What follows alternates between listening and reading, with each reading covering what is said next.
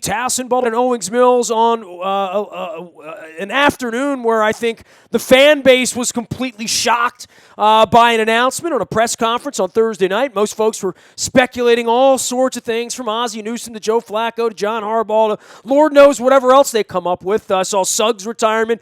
But the information kind of moved into our circles earlier in the week, and certainly on a medical condition, you don't want to sort of jump that sort of thing. But Zach Orr, a guy who had been a very good friend to us, and just what an extraordinary person that he's been, was forced into retirement. Luke Jones was dispatched out to Owings Mills to cover. Luke, we cover a lot of things around here. It's these type of things that aren't normal. They're not in the normal flow of business, of football. We haven't had a lot of this around here in 21 years.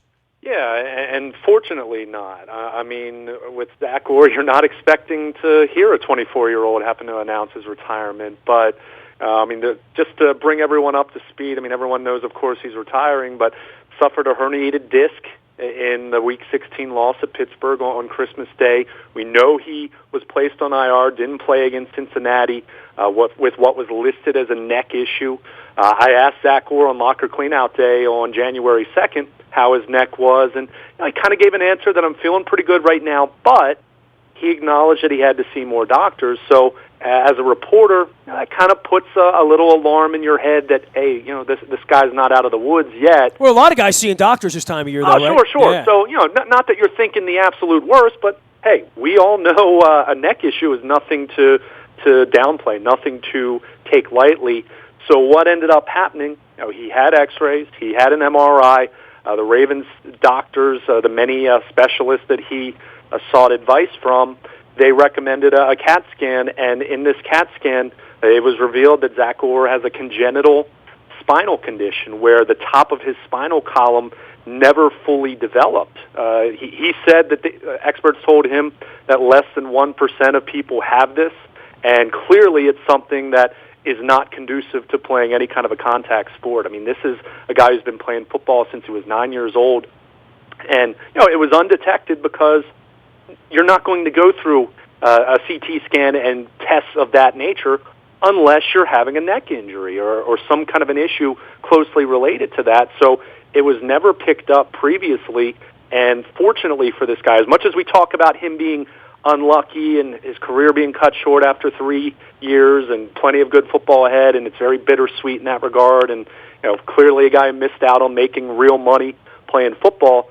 This is a guy in a different light, very, very lucky that he didn't suffer a broken neck, paralysis, or even worse than that. So it's something that, in some ways, you kind of think about him having a herniated disc in that Steelers game, as frustrating of a loss as that was.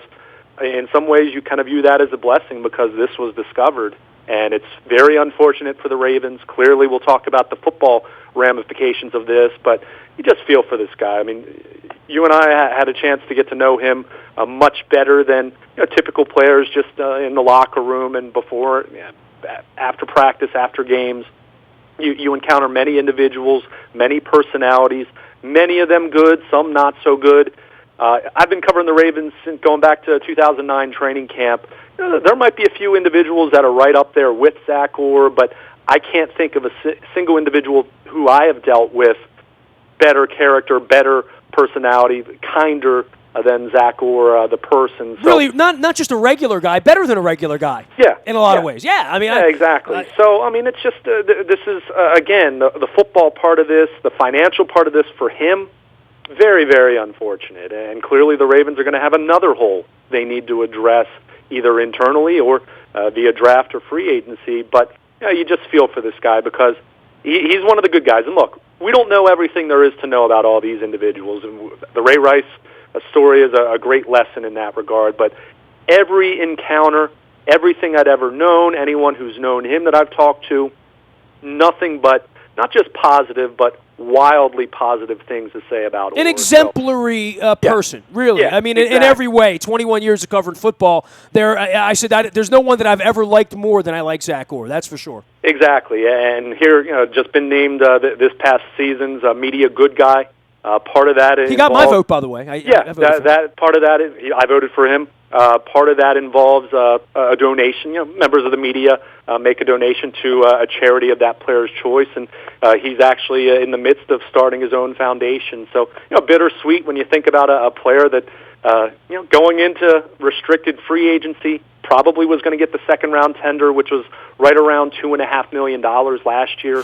So he would have been getting somewhere between $2.5 and $3 million this year, and then a chance to get a real contract. I mean, we're not talking about the next Ray Lewis here. I don't think anyone would say Zach Orr is a great football player, but he certainly had a good season, and he certainly was a guy that you were looking at. We've talked so much about young talent on this football team and needing more of it. This was a guy that was trending up. So many guys, Steve Smith, Elvis Dumerville, Terrell Suggs, guys in the November or the December of their career, you're always asking what? How much do they have left? And in the case of Steve Smith, he decided to call it a career. Maybe could have played another year, but you knew you weren't getting the 27-year-old or even the 34-year-old Steve Smith next season, even if he came back. But in Orr's case, he's a guy that you thought, hey, first year as a starter, led the team in tackles, even received an All-Pro vote by the Associated Press. So this is a guy you're wondering, can he get better? Can he and C.J. Mosley give the Ravens an inside linebacker duo that they haven't had since what? Ray Lewis and Bart Scott, maybe? I mean, who knows? So, there was very much upside there.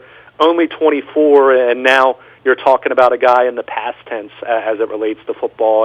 It's just really, really unfortunate in a lot of ways. But like I said, for Zach Orr, the person, I'm really happy that doctors were able to discover what they did, because it's one thing talking about sadness with a retirement at age 24. It's a whole different animal when you're talking about someone with a broken neck, maybe not being able to walk again, let alone playing football. I think the other part of it in seeing part of the press conference, and I know you were there, I think a lot of his teammates and even people in the media were just kind of shocked how composed he kind of was, and at peace with it, literally, right? Yeah, I mean, he admitted. He's a human being. He was frustrated, shocked, disappointed, devastated. He mentioned that he's broken down a couple times here over recent days. He mentioned received a call from Steve Smith the other day. The veteran receiver talked to him for 20 or 30 minutes. He cited that as being kind of an emotional conversation. Two guys retiring for very different reasons, obviously. But this is an individual who talks a lot about his faith. He's someone who believes a lot in his family, his faith. He's well-grounded individual. He's a very intelligent young man.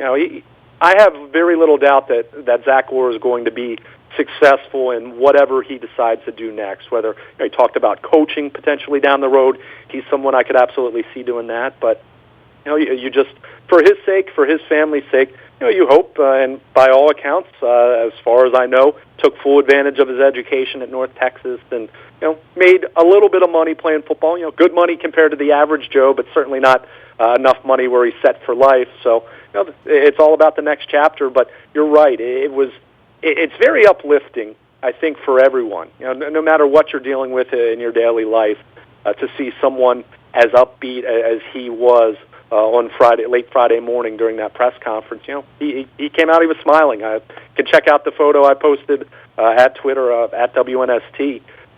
Beginning of his press conference, you see him with that trademark big smile, and I'm sure there's going to be tough times for him, and certainly come probably spring OTA time and start of next season, I'm sure that's going to be an emotional time for him privately, but what an upbeat individual, and very much inspiring, as you mentioned, for teammates of his, C.J. Mosley, Eric Weddle, Albert McClellan among those in attendance, coaches that were there, and even the media. I've said it. I said it a few minutes ago. You and I have said it throughout this year as we've gotten to know Zach a little bit better.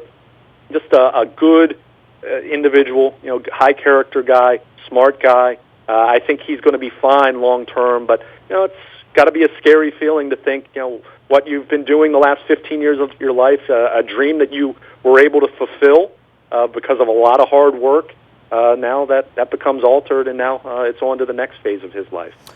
From the team perspective, I can imagine this is just as much a shock to them, right? I mean, he was very much in their plans, very much in their cap plans. The team's got a lot of holes. We've been through this, right? I mean, there are some places they have some needs here, extreme and otherwise, in the offseason. This becomes another need now. And from a football perspective, this isn't good news. Yeah, this is very unsettling. And like I said, this isn't Ray Lewis. We're not talking about a Hall of Fame talent here. But this is a guy that had played at a very high level this year. Certainly was a big reason why their run defense was as good as it was. Last few weeks of the season aside, that was a good defense overall in 2016, and he was a big reason why. And that's another hole you have to address. So as much as we've talked about it, really from the point that they, as soon as they lost the Pittsburgh game, we were talking about it. Christmas night, Christmas, post-Christmas, immediately talking about the future of this team, and whether you're talking about coaches or players, this team getting back to where it's accustomed to being, having missed the playoffs now 3 of the last 4 years, all the different needs on both sides of the ball that we've talked about that they need to address. No one was talking about inside linebacker. I mean, clearly, C.J. Mosley has, he'll have his fifth-year option as a first-round pick, and so he'll be around for at least 2 more years. But you got to get a deal done with him, and certainly Zach Orr was going to be an unrestricted free agent after 2017. So there was long-term thinking as far as, okay, got to get deals done with at least one of those guys. You'd like to get deals done with both of them. But now, in the immediate future, who starts next to Mosley at inside linebacker? And there's not a slam-dunk option there. I think as it stands right now, you do look at Kamalei Correa, who, by talking to people in the organization, I think they view him more as an inside linebacker than an outside linebacker. That's by no means set in stone. Well, Zach Orr kind of took his job this summer, right? I mean, on draft day, we didn't think Zach Orr would, A, be retiring, but B, would be leading the team in tackles either. We never saw that coming. Yeah, I mean, I think everyone figured he'd be in the mix from the time that they cut Darryl Smith, but no one thought for sure, and certainly no one was predicting him to be their leading tackler in 2016. So, this is a need they have to address. I'm not sure it's as simple as just saying, that Kamalei Correa is the guy. I think he's got a lot to prove based on the fact that he was a complete non-factor. Only played 30-some defensive snaps, I think it is off the top of my head, and played on special teams, but a disappointing rookie year for him. So, right now, if you're asking if he's more likely to be C.J. Mosley or Zach Orr or the next Art Brown, you're probably veering a little more towards Art Brown right now, just based on the fact that if he could play any season the way Zach Orr played this season, that would be a success story. Sure. So you hope that he can blossom, but I'm not sure this football team can just look at him and say, yeah, we're okay at inside linebacker. So now among the many other needs that we'll talk about with the draft, and I'll be honest, I haven't looked at all at inside linebackers yet, as I'm just starting to get into pre-draft and seeing the first mock drafts that are out there. But now we'll be looking at inside linebacker as well, or perhaps they'll be in the market for finding the next Darryl Smith kind of guy. Who knows? But it's clear that this is a need they weren't anticipating having, and it's just another one to put on the list. So for what's going to be such a critical offseason for this football team, not just for 2017, but for the next 4 or 5 years, quite frankly, this is a very unsettling start. You can talk about coaching changes and coaching hires, and Juan Castillo leaving, Leslie Frazier leaving, Greg Roman coming, Marty Morningwig staying. But what do we say all the time? At the end of the day, it comes down to players. It comes down to the guys on the field. I mean, yeah, great coaching helps, but you have to have the horses. And for as much discussion as we've had questioning if the Ravens have had enough horses, the Zach Orr news very much unsettling to start this offseason.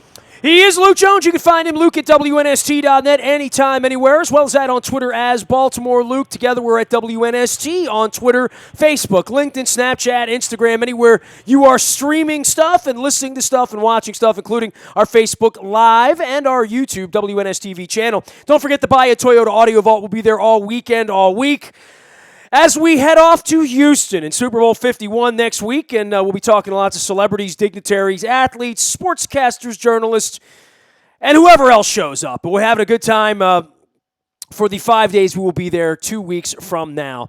Nasty at WNST.net's the best way to find me. We are WNST.net, AM 1570 and WNST Towson, Baltimore, and we never stop talking Baltimore sports.